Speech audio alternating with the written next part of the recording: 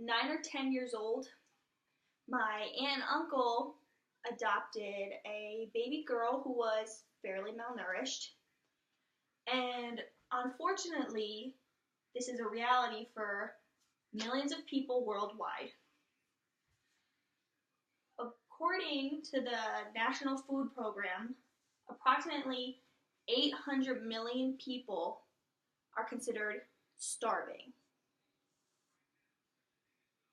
Things in our everyday lives, some things we cannot control, such as natural disasters, happen, and these can cause, in the long run, starvation for small towns, cities surrounding the area that was hit.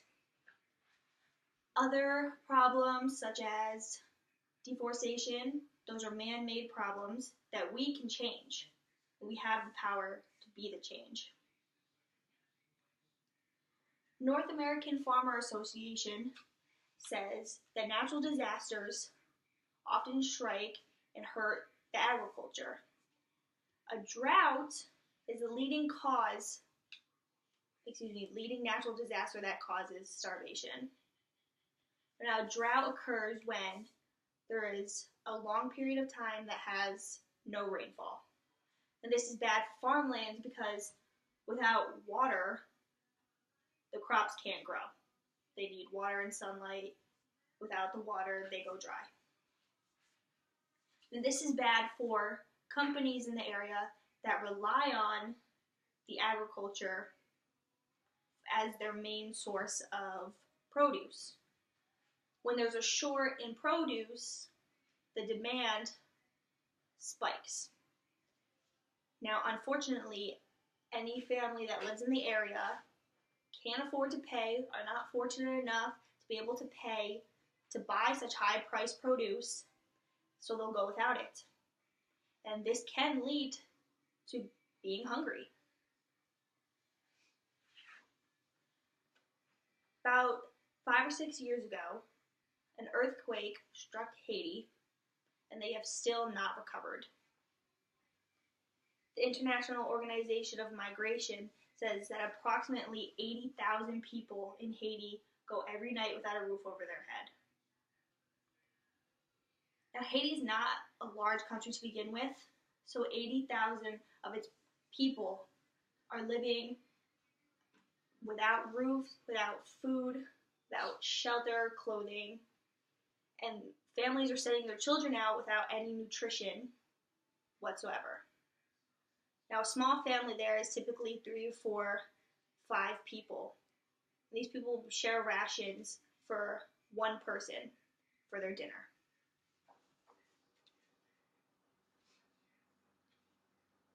Now, the topic of deforestation is a problem created by man and can have natural disaster effects if it's taken out of control.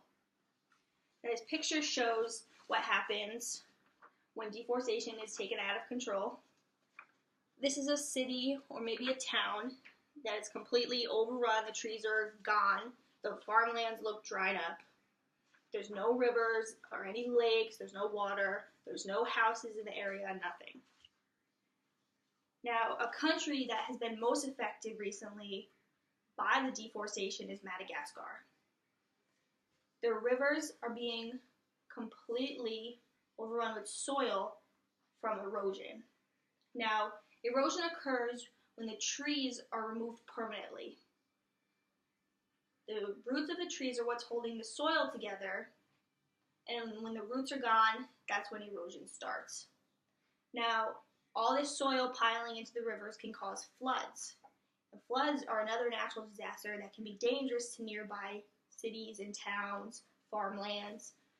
The people that live there will be driven out. The farmlands will be completely overrun, drenched. The land will be too wet to farm. So there'll be no crops, no live produce in the area, and that can lead to hunger. But we as people, we have the means and we have the efforts to be the change that is needed in the world. Think of your parents. What would you have done had they not been able to feed you growing up. If they couldn't support you, they didn't have what they needed to put you out in the world with food in your body every day. That sounds devastating. And unfortunately, that is reality for most families. There are parents out there, surrounded us in our town even, where you live, and they don't know where their next meal will come from. They don't know how they're supposed to feed their children. But we can change that by donating, by giving back. It's not a lot to ask for. Most foundations only ask for 50 cents. Feed the Children Foundation is a foundation that takes every dollar donated and multiplies it by 4. So for every dollar that you give, 4 children somewhere else will eat. If you donate $10, that's 40 children. That could be a small orphanage somewhere, Africa, Haiti. 40 of those children will eat for $10. Freedom from Hunger is another foundation. They travel worldwide. They bring supplies to countries that don't have the means to eat. When we donate, we're supplying them. We are helping them. We go hand in hand with them to the countries, and we help feed the children and the families who don't know where their next meal will come from. Another great way to give back are food drives. Food drives are an easy way to get involved in your community because statistics show that 1 in 8 people around you every day that you pass are hungry or are starving. They don't know where their next meal will come from. So they look to these food banks to be the means that they need to eat that night. Now, food banks are nice because you can either be a silent hero and you can donate the food that sits in the back of your pantry that you will never eat, you will never use. And you can give it to someone who will use it, who will make a meal from it, who will eat it and needs it. If you don't need it, why do you keep it? You can donate it to a better cause. Feeding America has a website where you can go and enter your location, and any local food drive, food bank will pop up, and they ask you to donate right there on the site, or they will tell you directions to the place nearby where you can go and you can work hand in hand alongside them. Now, sustainable food comes from sustainable agriculture. Heifer International is a company that believes that sustainable agriculture will be what ends world hunger. Now, what this means is it's farming in a way that doesn't harm the land so future crops can grow there.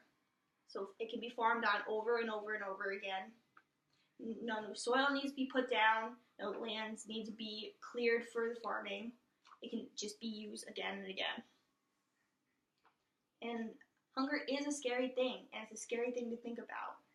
So next time your stomach growls and you jump to the conclusion, oh, I'm starving, because we've all said it before, ask yourself, am I really starving? Have I ever truly been starving?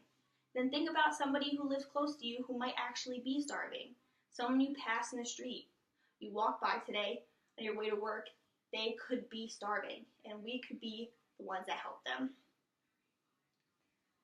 Bread for the World says that the best defense against hunger is our knowledge. So, search organizations, do your research, find organizations close to you that you can donate to, that you trust, find ways to give back, and just do it.